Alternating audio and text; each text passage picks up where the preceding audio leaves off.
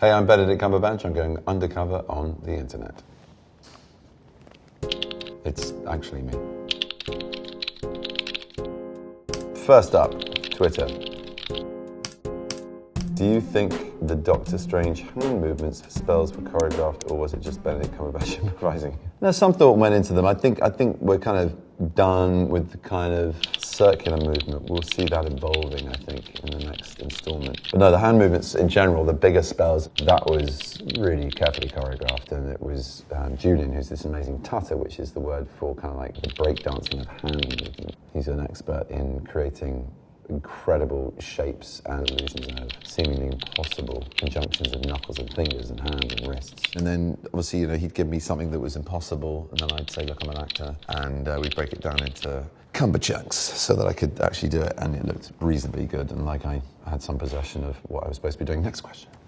What's your favourite part about being on set with the Avengers? My favourite part about being on set with the Avengers is the camaraderie and the companionship. It's just a fun place to be. It's hard work, the long hours, but you spend a lot of time in isolation getting ready and prepping, putting the costume on, and the makeup can take a long time. And then you're there and you're on the field and you're doing what you're doing with an amazing bunch of actors, frankly.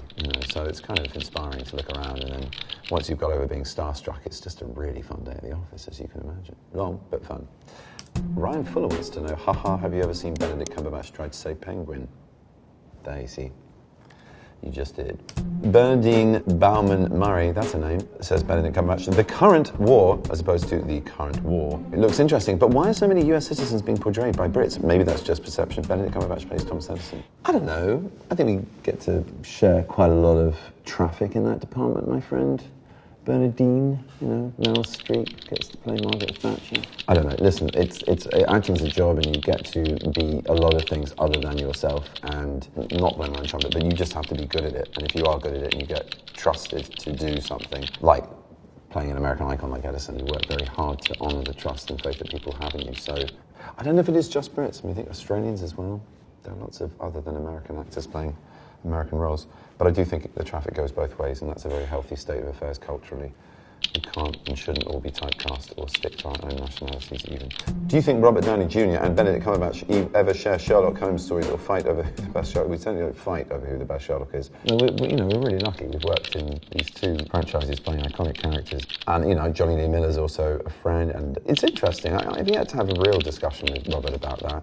Or Johnny, really. I mean, yeah. We've said how funny it is that we get to play these characters, and here we are doing something together in a completely different world, different characters. It's a bit of a dull answer, isn't it? I should have said, yeah, we do, and I'm the best. Bye-bye. IMDb, font of misinformation. Okay, so my 5 trademarks are apparently that I've got a deep baritone voice, piercing blue-green eyes, sharp cheekbones, often portrays posh upper-class figures. Alan Turing wasn't necessarily upper-class. Doctor Strange is very privileged and very smart. But not necessarily upper class, it's more the class of money, I guess, in this country. Yeah, I don't know, American posh people, or just people who aren't upper class, but I like to mix it up. It also says usually plays highly intelligent and gifted characters. Yeah, I've got an odd face, maybe that's why I get to pretend to be smart, but I play a character coming up called Greville Wynn in a film called Ironbark, who's a working class salesman who worked his way up the greasy class pole to being a middle class salesman, and married into someone from the upper classes, but still he was basically a salesman for industrial goods and ended up being a conduit for MI6 during the Cold War and making friends with the highest ranking Soviet official ever to turn informant, Oleg Penkovsky in Russia. And he was a very ordinary man doing an extraordinary thing. So take that, IMDb. So he experienced a terrifying carjacking in South Africa while filming To the Ends of the Earth in 2005. He wrote about the experience in an article for the Prince of Wales Trust, for which he is an ambassador. True. About how music can inspire you, and a particular piece that Radiohead did came on by accident whilst we were being driven off-road by 3 guys coming to raid the car for all it was worth, tie us up and psychologically kind of torture us and give us a pretty rough ride. Thank God, not too much violence. I was put in a boot of a car, my hands tied behind my back and gun put to my head, so that was a sparky night in a very big country. Famous for my Alan Rickman impressions. Yes, God rest his soul. Sometimes as an actor you're looking for the infinite. Oh, did I really say this? This is going to be awful. I hate IMDb. If you can hold that, if you can remember that in the chaos, it will anchor you and give you grace and ease. I don't know, I must have been tired, stoned or jet-lagged or all of those things. I don't. You can remember that in the chaos. What chaos? Chaos of fame? I mean, you don't look for the infinite in fame. I don't know. I really don't know where the context of this was or even if I said it. And trust me, the amount of shit I'm credited with saying that I haven't said is unbelievable. Reddit. What are the best names you've heard for Benedict Cumberbatch? I've heard them all, sweetheart. I've heard them all. Goodbye. Reddit. If Keanu Reeves and Benedict Cumberbatch were in a movie, what would the plot be? I don't know. I don't know. But we were friends and kicked ass. I don't know. Wikipedia.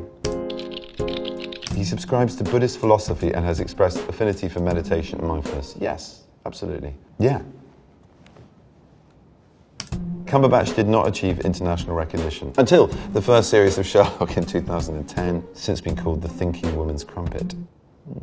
Yeah, it was very weird, that sudden moment, and it's odd, it's the first time I've really experienced the live nature of a recorded broadcast, and it was just bizarre, like the internet reaction. I didn't really know what Twitter was until that night. I didn't know that there was this sort of space for a live reaction from an audience. It was kind of freaky. This just blew up in that moment to the point that I thought we were going to walk out the door and have like press abseiling out of helicopters and like flashbulbs going off in hedgerows because it was so loud. And yet I just walked out, there was just a slightly wet, empty street. Normal life continued. It's great that the series got so much love and that our work was rewarded and we got to do so much other things as artists. That freedom is great, but the cost of that is fame, and that's a weird, unruly beast. In September 2016, appeared on stage with Pink Floyd member David Gilmour during one of the musician shows in London, held up the roller before he sang lead vocals on Comfortably Numb, singing the verse section originally sung by Roger Waters. And I'm proud because I survived to tell you that is true. I thought I was going to have a heart attack. I was looking for guys in like florries to literally know where my out was medically, because I was like, yeah, this is it, that's it, that sort of numb feeling, the shortness of breath, my chest is tightening, I'm going to collapse. I'd watched this entire concert and it was a gift to any fan of Gilmour. And then I waddle on, people go, what? Sherlock's going to sing to us?